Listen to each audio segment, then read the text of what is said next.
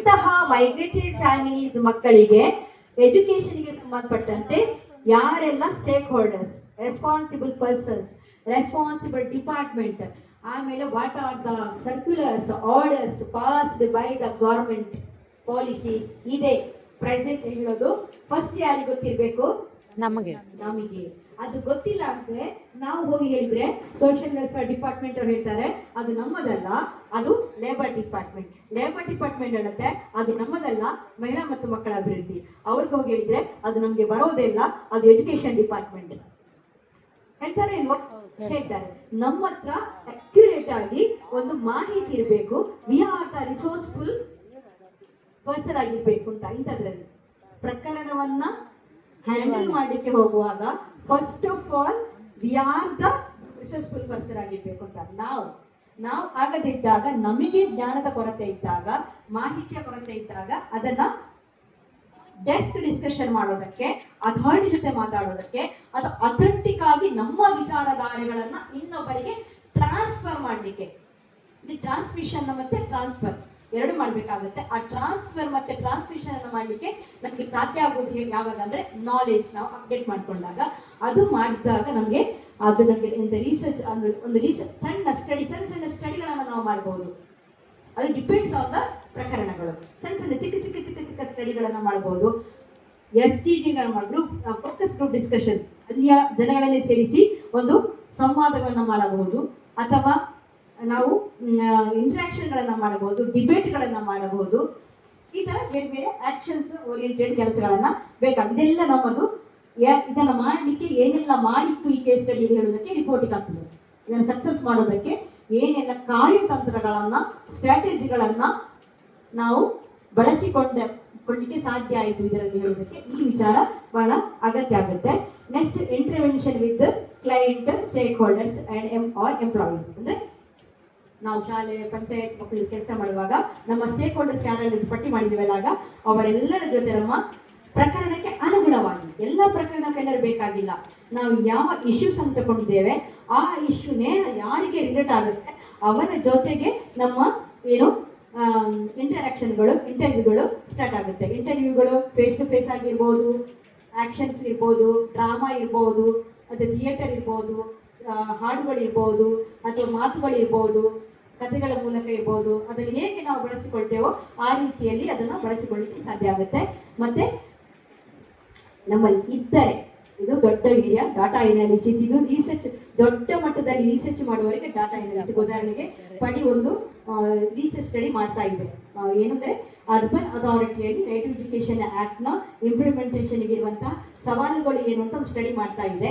ಈ ಸ್ಟಡಿಗೆ ನಾವು ಬೇರೆ ಬೇರೆ ಡಿಪಾರ್ಟ್ಮೆಂಟ್, SCPCR, ಆಮೇಲೆ ಕಮ್ಯುನಿಟಿ ಆ್ಯಂಡ್ ಸ್ಕೂಲ್, SDMC ಜೊತೆ ಎಲ್ಲ ಸ್ಟಡಿ ಮಾಡುವಾಗ ಒಂದು ಡೇಟಾ ಸಿಗುತ್ತೆ.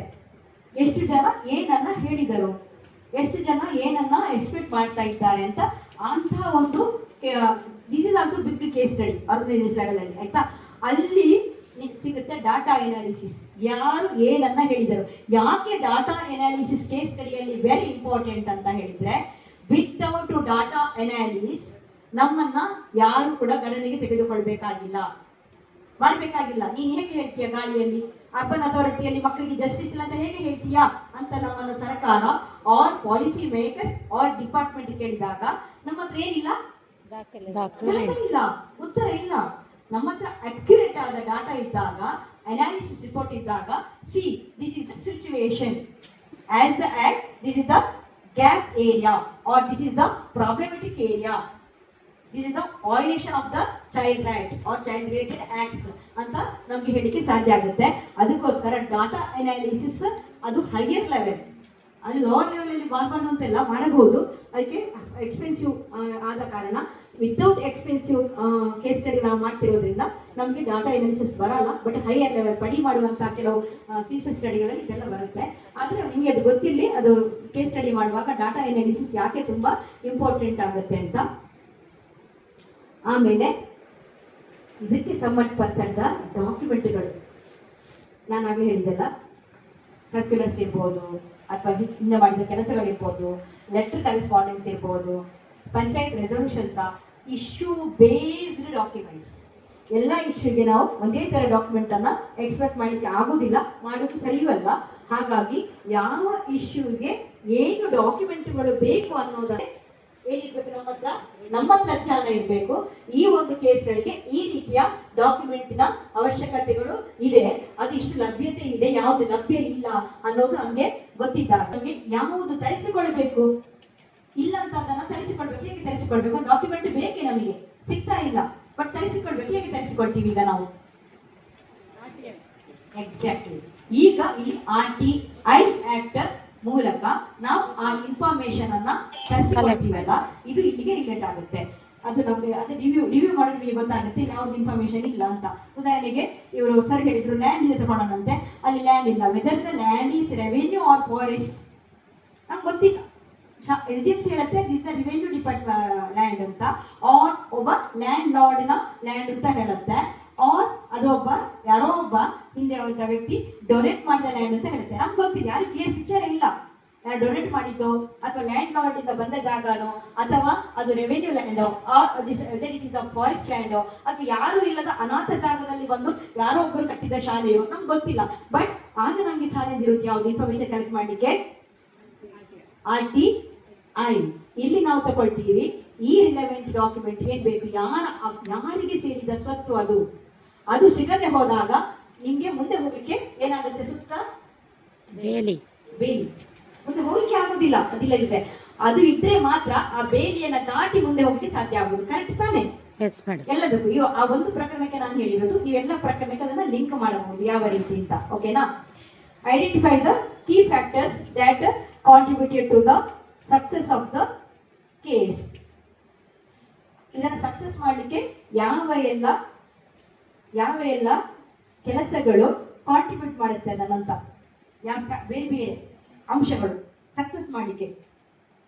ಉದಾಹರಣೆಗೆ ಲ್ಯಾಂಡ್ ಇದು ತಗೊಂಡಾಗ ಈಗ ಅದನ್ನ ಸಕ್ಸಸ್ ಮಾಡಲಿಕ್ಕೆ ಯಾರೋ ಒಬ್ಬರಿಗೆ ಏನದು ಫಾರ್ ರೆವೆನ್ಯೂ ಲ್ಯಾಂಡ್ ಇಟ್ಲೆ ಬಂತು, ಮುಂದೆ ಹೋಗಿ ಅವಕಾಶ ಆಯ್ತು, ಹೇಗೆ ಹೋಗ್ಬೇಕು, ಯಾವ ಡಿಪಾರ್ಟ್ಮೆಂಟ್ಗೆ ಹೋಗ್ಬೇಕು ಗೊತ್ತಾಯ್ತು ಯಾವ ತರ ಹೋಗ್ಬೇಕು ಅಂತ.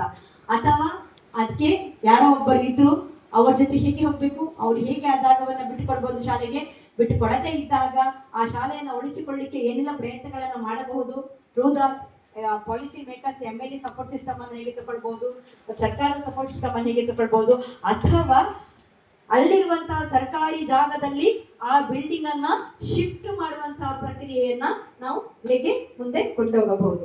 ಯಾಕಂದ್ರೆ ಅಲ್ಲಿ ಫೆಸಿಲಿಟಿ ಇಲ್ಲ, ಮಾಡ್ಲಿಕ್ಕೆ ಆಗುದಿಲ್ಲ ಅಂದಾಗ ಅದೇ ವಿಲೇಜ್ ಅಲ್ಲಿ ಇರುವಂತಹ ಗವರ್ಮೆಂಟ್ ರೆವೆನ್ಯೂ ಲ್ಯಾಂಡ್ಗೆ ಸ್ಕೂಲ್ ಅನ್ನೇ ಹೇಗೆ ಟ್ರಾನ್ಸ್ಫರ್ ಮಾಡಬಹುದು ಅನ್ನೋದು ಕೀ ಫ್ಯಾಕ್ಟರ್ಸ್ ಆಗಿ ನಿಲ್ತದೆ. ಓಕೆನಾ? ಇದು ಸ್ಟೆಪ್ 3. ಬೇರೆ ಏನಾದ್ರು ಮಾತಾಡ್ಲಿಕ್ಕಿದೆಯಾ? ಪ್ರಶ್ನೆಗಳು ಇಲ್ಲಾಂದ್ರೆ ಮುಂದೆ ಹೋಗೋಣ. Okay madam. ಯಾಕೆ ಮಾತಾಡೋದಿಲ್ಲ? ಕ್ಲಿಯರ್ ಅಂತ ಮೇಡಮ್, ಡೌಟ್ ಕ್ಲಿಯರ್ ಅಂತ.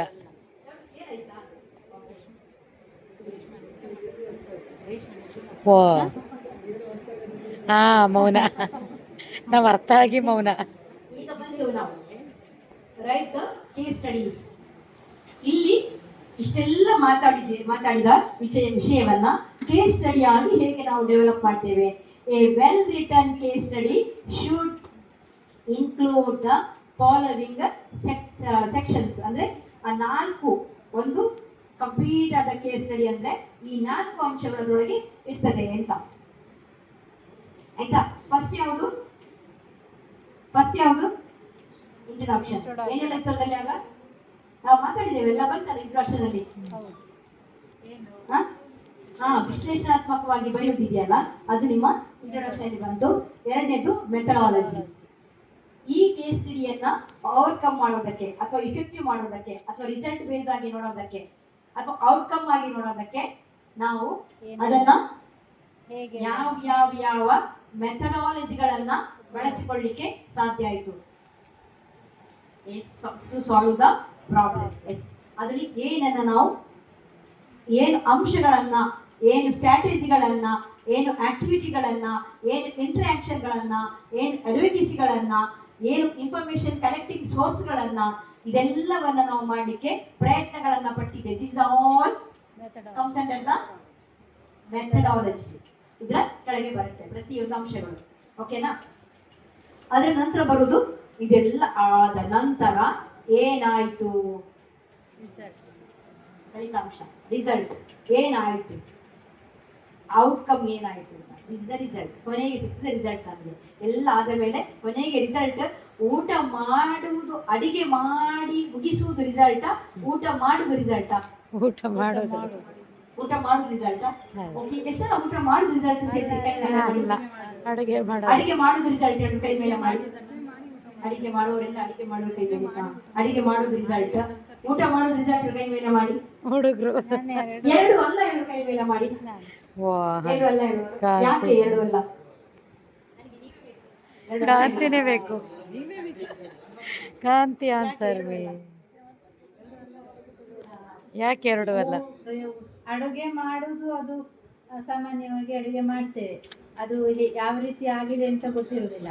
ಊಟ ಮಾಡಿದ ನಂತರ ಗೊತ್ತಾಗ್ತದೆ ಅದರಲ್ಲಿ ಅದು ಸರಿಯಾಗಿದ್ದ ಇಲ್ವಾ ಅಂತ ಹೇಳುವಂಥ. ನಮಗೆ ಅದು ರಿಸಲ್ಟ್ ದೊಡ್ಡದಲ್ಲ, ಬಟ್ ಅದರಲ್ಲಿ ರಿಸಲ್ಟಲ್ಲಿ ಔಟ್ಕಮ್. ಅದೇ ಅದು ಯಾಕೆ ಅಲ್ಲ ಅಂತ ಹೇಳ್ತೀವಿ. ನನ್ನ ಪ್ರಶ್ನೆ, ಹಾಗಾದ್ರೆ ಎರಡು ಹೇಗೆ ಅಲ್ಲ ಅಂತ ಹೇಳಿದ್ರಿ, ಯಾಕೆ ಎರಡು ಅಲ್ಲ? ಅಡಿಗೆ ಮಾಡುವುದು ಅಲ್ಲ, ಊಟ ಮಾಡುವುದು ಅಲ್ಲ. ಊಟ ಮಾಡಿದ ನಂತರ ಅದರ ಹೊಟ್ಟೆಗೆ ನಮ್ಗೆ ಅದು ತುಂಬಿದ ಅಥವಾ ಸಾಕು ಅಂತ ಆಯ್ತಾ, ಅದು ಮುಖ್ಯವಾಗಿರ್ತದೆ. ಅದು ರಿಸಲ್ಟ್. ತೃಪ್ತಿ ಆಯ್ತು. ಎಲ್ಲ ಕಾಂತಿಗೆ ಚಪ್ಪಾಳೆ ಹಾಕಿ ಬೀಳ್ತಾ ಇದ್ರು, ಆ ದಿನ ತಲೆ ತಿರುಗಿ ಬೀಳಿಲ್ಲ. ವಾಂತಿ ಊಟ ಆದ ನಂತರ ವಾಂತಿ ಮಾಡದೇ ಇರೋದು ಒರಿಜಿನಲ್ ರಿಸಲ್ಟ್. ಅಲ್ವಾ? ಅದು simple ಆಗಿ ನಮ್ಮ ಊಟ ತಿಂದು ಬೇರೆ ಬೇರೆ people ನೋಡ್ಬೋದು, ಅರ್ಥ ಮಾಡ್ಕೊಳ್ಳಿಕ್ಕೆ ಅಷ್ಟೇನೆ ಅದು. ಓಕೆ, ಅಂದ್ರೆ ಜಸ್ಟ್ ಫಾರ್ ಫನ್ನಿ. ಮಾಡಿದ್ದು ಕೆಲಸ, ಸ್ಟೆಪ್ಗಳು, ಮೆಥಡಾಲಜಿಗಳು. ಅಡಿಗೆ ಒಳ್ಳೆ ಫುಡ್ ಕೊಡ್ಬೇಕು ಅಂತ ಊಟ ಮಾಡುದು ಒನ್ ಆಫ್ ದ ಮೆಥಡಾಲಜಿನೇ. Secondary madam. Is also methodology. And what ಹಸಿವು ನಿಂತು ಹೋಯ್ತು, ಹೆಚ್ಚು ಕೆಲಸ, 6 ಗಂಟೆ ಕೆಲಸ ಮಾಡಬೇಕಿತ್ತು, 6 ಗಂಟೆ ಕೆಲಸ ಮಾಡಲಿಕ್ಕೆ ಸಾಧ್ಯ ಆಯ್ತು. ರಿಸಲ್ಟ್ ಅಲ್ವಾ? ನಂತರದ ರಿಸಲ್ಟ್. ಹಾಗಾಗಿ ಎಕ್ಸ್ಪ್ಲೈನ್ ಮಾಡೋದು, ವಿಡಿಯೋ ಮಾಡಿದ್ರೆ ಊಟ ಇಲ್ಲದೆ ಅಡಿಗೆ ಮಾಡುವಾಗ ಇದು ಮೀಡಿಯೇಟರ್ ಕೆಲಸ ಆಗುತ್ತಾ ಅಥವಾ ಈಗ ಸೆಲ್ಫ್ ಕಾನ್ಫಿಡೆನ್ಸ್ ಅನ್ನೋದು ಮೀಡಿಯೇಟರ್ ಕೆಲಸ ಆಗುತ್ತಾ ಅಥವಾ ಸ್ಟೇಕ್ ಹೋಲ್ಡರ್ಸ್ ಕೆಲಸ ಆಗುತ್ತಾ?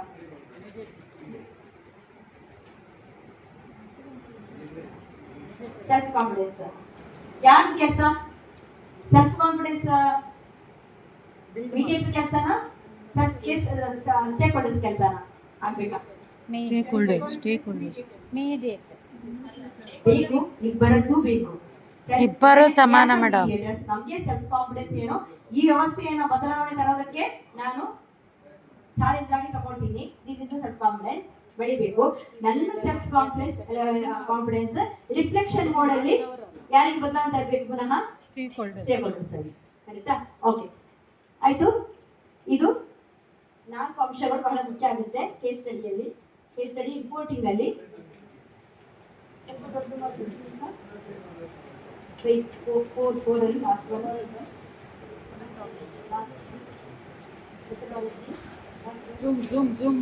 ಜೂಮ್ ಮಾಡಿ ಮೇಡಮ್. ಕನ್ಕ್ಲೂಷನ್ಸ್ 4ನೇದು ಯಾವುದು? ಕನ್ನಡಕ್ಕೆ ಹಾಕಿರೋ ರೆಡಿ. ಕನ್ಕ್ಲೂಷನ್ಸ್. ಸಿನಿಮಾ ನೋಡ್ತೇವಲ್ಲ ನಾವೆಲ್ಲರೂ ಸಹ. ಹಾ ಮೇಡಮ್. ಧಾರಾವಾಹಿ ಎಷ್ಟು ನೋಡ್ತೀರಿ ಪ್ರತಿದಿನ? ತಪ್ಪದೆ ನೋಡೋರ್ ಕೈ ಎತ್ತಿ. ಇದು ಸತ್ಯ ಐತೆ ನಿಜವಾಗ್ಲೂ, ನಾನು ನಂಬುದೇ ಇಲ್ಲ ಆಯ್ತಾ. ಇಲ್ಲ ಮೇಡಮ್, ಟೈಮ್ ಸಿಕ್ಕಿದಾಗ ನೋಡು. ನಾನು ಯಾವತ್ತೋ ಒಂದ್ ದಿವಸ ನೋಡ್ತೀನಿ. ನಾನಂತೂ ನಂಬುದಿಲ್ಲ. ಇಲ್ಲ, ಏ ರಿಯಲ್ ಫ್ಯಾಕ್ಟ್ ಮೇಡಮ್. ಇದ್ದೇನೆ. ನಾನು ಅಮೃತ ವರ್ಷಣ ಹೊಂದಿಲ್ಲ. ಓಕೆ ಸರಿ. ಆದ್ರೆ ನೋಡುವವ್ರಿಗೆ ಏನಾಗುತ್ತೆ? ನಾಳೆ ಏನು? ದಿನ ನೋಡಲ್ಲ, ಅವತ್ತು ಸಿಗುದಿಲ್ಲ, ಕೊನೆಗೆ ಸಿಗುದು ರಿಸಲ್ಟ್. ಯೂಟ್ಯೂಬ್ ಆದ್ಮೇಲೆ ಅದು ಬಿಟ್ಬಿಟ್ಟಿದೆ. ಅಂತ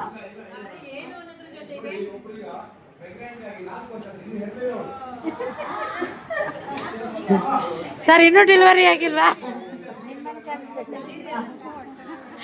ಸೀರಿಯಲ್ ಅಲ್ಲಿ?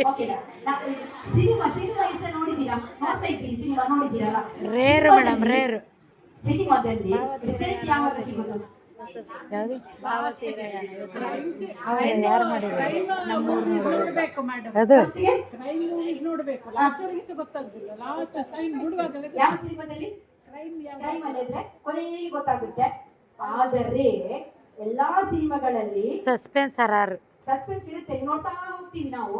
ಆದರೆ ಅದರ ಎಲ್ಲಾ ರಿಸಲ್ಟ್ ನ ಒಂದು ಸಾರವನ್ನ ಎಲ್ಲಿ ಕೊಟ್ಟಿರ್ತದೆ? ಎಂಡಿಂಗ್. ಸಾರವನ್ನ ಕೊಟ್ಟಿರ್ತದೆ ಇಲ್ಲಿ ಸಿನಿಮಾದ ಬಿಗಿನಿಂಗ್. ನೀವು ಅಬ್ಸರ್ವ್ ಮಾಡಿ ಸಿನಿಮಾವನ್ನ. ಹೌದು, ಮತ್ತೆ ಅದರ ಸುತ್ತ ಕಥೆ ಹೋಗುತ್ತೆ. ಆಮೇಲೆ ಬಲೆಗಳನ್ನ ಹೆಣಿತಾ ಹೋಗುದು ಕಥೆಗಳನ್ನ. ಆಯ್ತಾ? ಆ ಬಲೆಗಳ ನಡುವೆ ನಮ್ಮ ನರಗಳು ಕೆಲಸ ಮಾಡ್ತಾ ಹೋಗುದು. ಮುಂದೆ ಕೊನೆಗೆ ರಿಸಲ್ಟ್ ಎಲ್ಲಿರ್ತದೆ? ರಿಸಲ್ಟ್ ಸಾರಾಂಶ ಎಲ್ಲಿರ್ತದೆ? ಫಸ್ಟ್ ಗೆ ಇರುತ್ತೆ. ಆ ಸಾರಾಂಶದ ಮೇಲೆನೆ ಕೊನೆಗೆ ಎಂಡ್ ಅನ್ನ ಕೊಟ್ಟಿರ್ತಾರೆ. ಸಾರಾಂಶ ಮೇಲೆ ಇರ್ತದೆ, ಕೊನೆಗೆ ರಿಸಲ್ಟ್ ಆಗಿರ್ತದೆ. ನಮ್ಮ ಕೇಸ್ ಸ್ಟಡಿ ಕೂಡ ಹೀಗೆ ಇರ್ಬೇಕು ಅಂತ ಓದುವವನಿಗೆ ಅದು ಓದಿಸ್ತಾ ಹೋಗ್ಬೇಕು. ಮುಂದೆ ಲೈನ್ ಏನು, ನೆಕ್ಸ್ಟ್ ಲೈನ್ ಏನು, ನೆಕ್ಸ್ಟ್ ಲೈನ್ ಏನು, ನೆಕ್ಸ್ಟ್ ಲೈನ್ ಏನು, ಒಂಥರ ಕಥೆಯ ರೂಪದಲ್ಲಿ ಅಂತ ಅದನ್ನು ಆ ರೀತಿಯ ಇಂಟ್ರೆಸ್ಟಿಂಗ್ ಆ ತರ ಅದಿರ್ಬೇಕು. ಆ ತರದ ನಿಮಗೆ ಸಾಧ್ಯ ಆಗ್ಬೇಕು ಅಂತ. ಓಕೆ, ಕೊನೆಗೆ ಹೋಗೋಣಂತೆ. ಸ್ಟೆಪ್ 5. ನನ್ನ ಸಮಯ ಅವಧಿ ಮುಗಿತಾ ಬಂತು, ಟೈಮ್ ಕೂಡ. ಓಕೆ, ಇದು ಬಹಳ ಮುಖ್ಯ. ಒಮ್ಮೆ ಬರೆದ ನಂತರ ಒಮ್ಮೆ ಕಣ್ಣಾಡಿಸುವುದು ಎಲ್ಲ ಆದ ನಂತರ, ಆಯ್ತಾ? Edit and proof your case. ಅಂದ್ರೆ ಒಮ್ಮೆ ನಾನು ಬರೆದಿರುವುದು ಎಲ್ಲ ಆದ ನಂತರ, ರೆಡಿ ಆದ ನಂತರ ಪ್ರಶ್ನೆ ಪತ್ರಿಕೆಗೆ ಉತ್ತರ ಬರೆದಂಗೆ ಏನೆಲ್ಲ ಕರೆಕ್ಷನ್ಸ್, ಡಿಲಿಷನ್ಸ್ ಏನಾದ್ರು ಇದೆಯೋ ಅಥವಾ ಬಿಟ್ಟು ಹೋಗಿದೆಯೋ ಅದೆಲ್ಲವನ್ನ ಕಣ್ಣಾಡಿಸಿ ಅದನ್ನು edit and proofed your case study as the final step. Ensure it is well structured and easy to read. Check for grammar and spelling mistakes and consider having someone else review it before publishing. ಅದನ್ನ ಕೊಡುವ ಮೊದಲು, ಹೊರಗೆ ಕೊಡುವುದು ಯಾರಿಗಾದ್ರೂ ಕೊಟ್ಟು ಅವರಿಂದ ನಾವು ಅಂದ್ರೆ ಅಂತ ಬರೋದಿಲ್ಲ, ಎಲ್ಲ ಕೇಸ್ ಸ್ಟಡಿಗಳನ್ನ ಒಂದು ಕಂಪೈಲ್ ಮಾಡಿ ಒಂದು ನಾವು ಟೈಪ್ ಮಾಡಿದ ನಂತರ ಮತ್ತೊಮ್ಮೆ ಅದನ್ನು ಯಾರಾದ್ರೂ ಎಕ್ಸ್ಪರ್ಟ್ಗಳು ನೋಡಿ ಶಬ್ದಗಳನ್ನ ಯಾವ ತರ ಮಾಡ್ಬೋದು, ಮೇಲೆ ಕೆಳಗೆ ಯಾವ ತರ ಮಾಡ್ಬೋದಿತ್ತು, ಎಲ್ಲಿ ಯಾವುದನ್ನ ಎಲ್ಲಿ ಕೊಂಡೋಗ್ಬೇಕಿತ್ತು ಅಂತ ಹೇಳೋದನ್ನ ನಾವು ಹಾಕೊಳ್ಳಿಕ್ಕೆ ಸಾಧ್ಯ ಆಗುತ್ತೆ. ಮತ್ತೆ ಬಹಳ ಮುಖ್ಯವಾಗಿ ಒಂದು ಪ್ರಕರಣಗಳಲ್ಲಿ before and after, when you are find out the problem, this is called before the status of the issue. ನಾವು ಪ್ರಕರಣವನ್ನ ಗುರುತಿಸುವಾಗ ಇದ್ದ ಪರಿಸ್ಥಿತಿಗಳು, ನಂತರದ ಪರಿಸ್ಥಿತಿ. ವಿತೌಟ್ ಪರಿಸ್ಥಿತಿ ಕೇಸ್ ಸ್ಟಡಿ ಆಮೇಲೆ ಮಾಡಿದ ಕೆಲಸಗಳೆಲ್ಲವೂ ಕೂಡ ಝೀರೋ. ಯಾಕೆ? ನಿಮ್ಮಿಂದಲೇ ಆದದ್ದು, ನಿಮ್ಮ ಪ್ರಯತ್ನದಿಂದಲೇ ಆದದ್ದು, ನಿಮ್ಮ ಇಂಟರ್ವೆನ್ಷನ್ ಆಗಿರೋದು ಅನ್ನೋದಕ್ಕೆ ಯಾವ ಪ್ರೂಫ್ಗಳು ಇಲ್ಲ. ಹೇಳೋದಕ್ಕೆ ಅದಕ್ಕೆ ಯಾವುದು ಸಾಕ್ಷಿ ಅಂತ ಹೇಳಿದ್ರೆ photography is very important document. ನಮ್ಮದು ಹೀಗೆ ಇತ್ತು, ಹೀಗೆ ಆಯ್ತು ಅಂತ ಹೇಳೋದಕ್ಕೆ ಅದು ಬಹಳ ಮುಖ್ಯ ಆಗುತ್ತೆ. ಟಾಯ್ಲೆಟ್ ಇಲ್ಲ, ಮೇಡಮ್ ಟಾಯ್ಲೆಟ್ ಸಮಸ್ಯೆ ನೀವು ಹೇಳಿದ್ರಿ, ಅಲ್ಲಿ ಇರ್ಲಿಲ್ಲ ಅಂತ. ಈಗ ಆಯ್ತು ಅಂತ ಹೇಳಿದ್ರಿ, ಈಗ ಆಗಿದೆ, ಟಾಯ್ಲೆಟ್ ಇಲ್ಲ ಹೇಳೋದಕ್ಕೆ ನಿಮ್ಮ ಹತ್ರ ಏನಾದ್ರೂ ಇಲ್ಲದೆ ಇದ್ದಾಗ, ಟಾಯ್ಲೆಟ್ ಆದ ನಂತರದ ವಿಷಯಗಳು ತೆಗೆದುಕೊಂಡಾಗ ಆ ಕೇಸ್ ಸ್ಟಡಿಯ ರೇಟ್ ಏನಾಗುತ್ತೆ? ಡೌನ್ಗೆ ಹೋಗುತ್ತೆ. ಆಯ್ತಾ? ಹಾಗಾಗಿ ಅದನ್ನ ನಾವು ಹೇಳ್ತೇವೆ qualitative case study, quantitative case study. Qualitative case ಸ್ಟಡಿಗೆ ಫೋಟೋಗ್ರಫಿ ಅಂಡ್ ವಿಡಿಯೋಗ್ರಫಿ. ವಿಡಿಯೋ ಅಲ್ಲ, ಫೋಟೋಗ್ರಫಿ. ವಿಡಿಯೋ ಬೇಕಾಗುತ್ತೆ ಡಿಸ್ಕಷನ್ ಇದ್ರೆ, ದೊಡ್ಡ ಮಟ್ಟದ ಕೇಸ್ ಸ್ಟಡಿ. ಚಿಕ್ಕ ಕೇಸ್ ಸ್ಟಡಿಗಳನ್ನ ಪ್ರಾಜೆಕ್ಟ್ ಬೇಸ್ಡ್ ಮಾಡಬೇಕಾದ್ರೆ ಅದಕ್ಕೆ ವಿಡಿಯೋಗಳಷ್ಟು ಇಫೆಕ್ಟಿವ್ ಆಗೋದಿಲ್ಲ, ಫೋಟೋಗಳು ತುಂಬಾ ಇಫೆಕ್ಟ್ ಆಗುತ್ತೆ. ಟಾಯ್ಲೆಟ್ ಇಲ್ಲ, ಈ ಫೋಟೋಗಳು ಮೊದಲಿಲ್ಲ, ಹೇಗಿತ್ತು ಅಲ್ಲಿ, ಆನಂತರ ಕನ್ಸ್ಟ್ರಕ್ಷನ್ ಆಯ್ತು, ಯಾವ ತರ ಆಯ್ತು, ಬಿಲ್ಡಪ್ ಆಯ್ತು, ಆನಂತರ ಮಕ್ಕಳು ಹೀಗೆ ರಿಲೈಸ್ ಮಾಡ್ತಾ ಇದ್ದಾರೆ, ನಮ್ಗೆ ಹೇಗೆ ಬೇಜಾರ್ ಆಗ್ತದೆ, ಅಲ್ಲ ಫೋಟೋಗ್ರಫಿ. ಅದು ತುಂಬಾ ಸ್ಟ್ಯಾಂಡ್ ಆಗಿರುತ್ತೆ ಫೋಟೋಗ್ರಫಿಗಳು. ಓಕೆನಾ? ಓಕೆ, ಏನಾದ್ರೂ ಕೇಳಿಕ್ಕಿದ್ಯಾ? Any questions or any doubts, any clarity?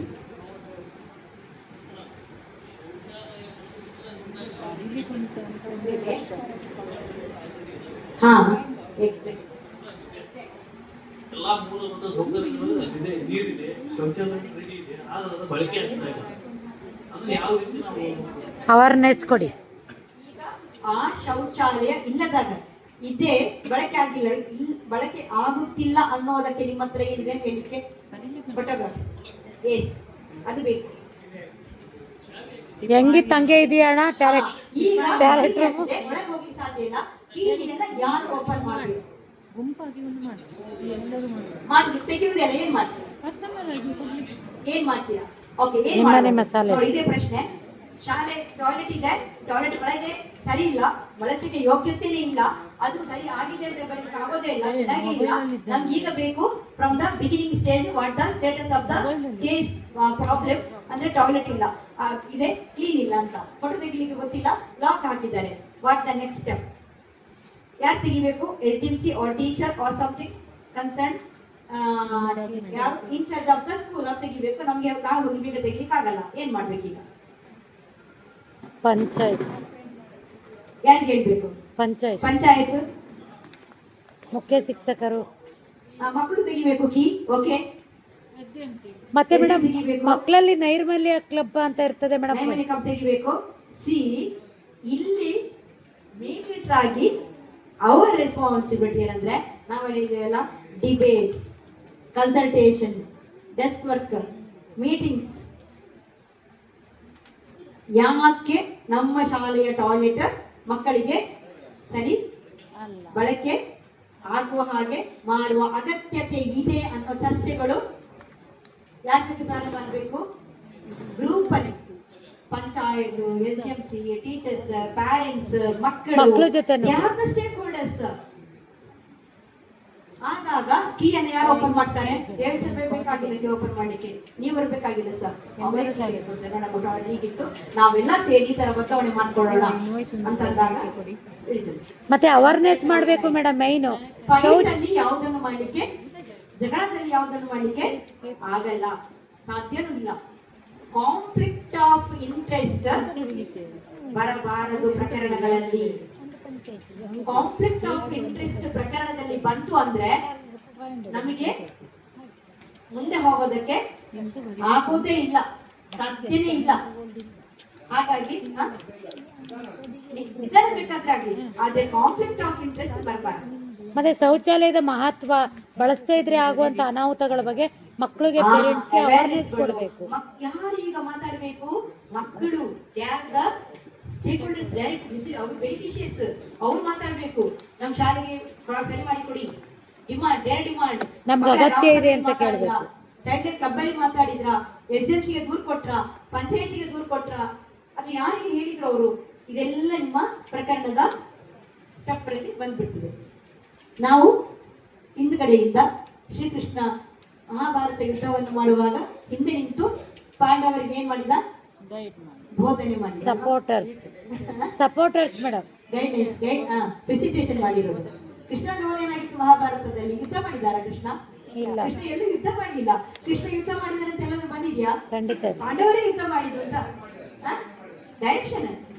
ದಿಕ್ಸೂಚಿ. We are the directors, we are the facilitators, we are the directors. The role of Krishna in Mahabharata ಅಷ್ಟೇ. ದಿಕ್ಸೂಚಿ ಮೇಡಮ್, ದಿಕ್ಸೂಚಿ, ದಿಕ್ಸೂಚಿ.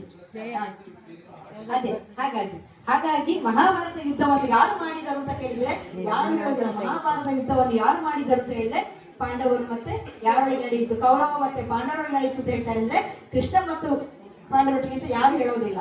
ಅದು ರೋಲ್ ನಮ್ದಾಗ್ಬೇಕು ಅಂತ, ಕೆಲಸ ಆಗ್ಬೇಕು ಅಂತ. ಓಕೆನಾ? Thank you madam, thank you.